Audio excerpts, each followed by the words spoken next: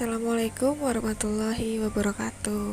Teman-teman, video kali ini saya akan membahas mengenai Permenkes nomor 9 tahun 2021 tentang petunjuk teknis penyelenggaraan kesehatan haji di Arab Saudi. Jika teman-teman ada yang ingin ditanyakan, bisa chat di kolom komentar ya. Pada pasal ini ya, penyelenggaraan kesehatan haji di Arab Saudi meliputi pembinaan, pelayanan, dan perlindungan dalam penyelenggaraan ibadah haji di Arab Saudi. Nah, pembinaan, pelayanan, dan perlindungan ini dilaksanakan pada fasilitas pelayanan kesehatan haji di daerah kerja yaitu Mekah, Madinah, dan bandara. Dilaksanakan melalui upaya promotif dan preventif, kuratif dan rehabilitatif, pelayanan visitasi, safari wukuf dan evakuasi tanazul, ada upaya emergensi gerak cepat, penyelenggaraan sanitasi, pengelolaan obat dan perbekalan kesehatan atau Perbakes, kemudian penanggulangan penyakit menular, dan juga pengelolaan barang milik negara atau BMN. Nah, ke-8 subbab tersebut akan saya bahas satu-satu ya.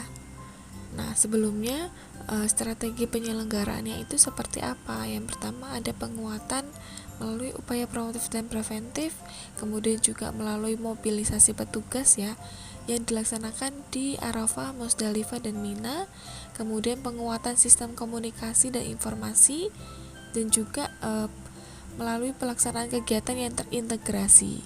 Kemudian perlindungannya itu dalam pelayanan bergerak ya, safari wukuf, tanazul, kemudian juga ada pelayanan kesehatan jemaah haji sakit di Arab Saudi pasca operasional.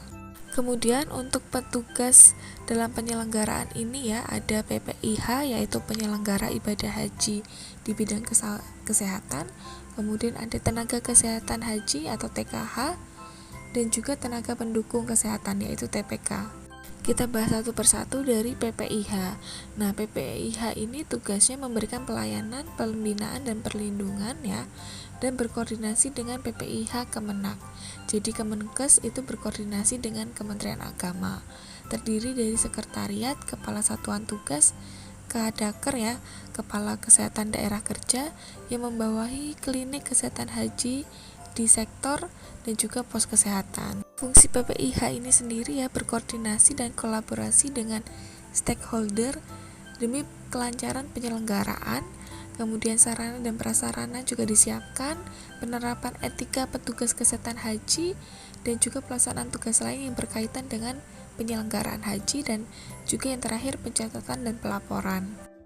Sedangkan untuk TKHI, tenaga kesehatan haji di bidang kesehatan ini mempunyai fungsi seperti pembinaan, pelayanan, dan perlindungan. Nah, tugasnya itu penjabarannya ada banyak, teman-teman bisa di-pause dulu videonya untuk membaca.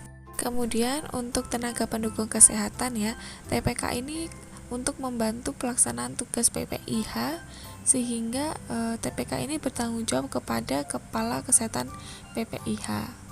Jadi semua tugas dari PPIH ini yang membantu adalah si TPK ini ya. TPK itu membantu pelaksanaan tugas PPIH dalam hal upaya promotif preventif sampai dengan tugas-tugas yang lain.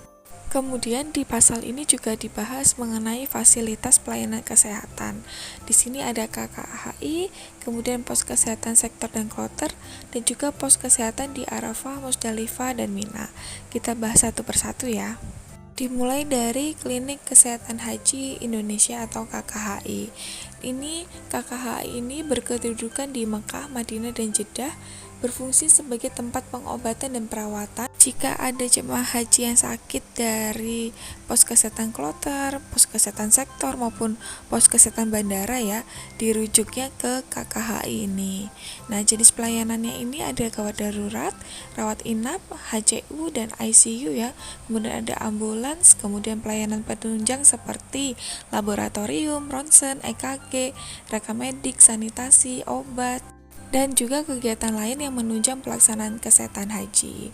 Nah, di sini juga difasilitasi tenaga medis seperti dokter spesialis, dokter gigi, farmasi, perawat, ahli teknologi laboratorium medik, radiografer, rekam medik, elektromedik, gizi, sanitarian, dan TPK. Jadi memang KKHI ini adalah rumah sakit ya, kayak klinik Yang biasanya klinik di Indonesia, ini ada klinik di Arab Saudi yang menerima rujukan dari mana-mana. Kemudian ini selanjutnya ada pos kesehatan sektor dan kloter, di mana sektor ini ya berkedudukan di Mekah dan Madinah dan berupa pelayanan emergensi dan kegawat dauratan. Pos kesehatan ini berfungsi untuk stabilisasi dan tempat persiapan untuk merujuk ke KKHI ataupun RSAS ya, Rumah Sakit Arab Saudi. Nah, terdiri dari dokter, perawat, tenaga kefarmasian yang dibantu oleh TPK. Nah, kemudian juga ya TKH ini yang di kloter yang bertugas berjumlah paling sedikit 3 orang, yaitu 1 dokter dan 2 perawat. TKH ini akan terus mendampingi jemaah haji sampai dari embarkasi sampai kembali ke tanah air. Jadi benar-benar mendampingi dari awal berangkat sampai nanti pulang ke debarkasi. Nah, kemudian yang kedua ada pos kesehatan Arafah, Musdalifah, dan Mina, di mana petugas di KKHI Mekah, Madinah, dan Jeddah akan melaksanakan pelayanan kesehatan di pos kesehatan Arafah, Musdalifah, dan Mina.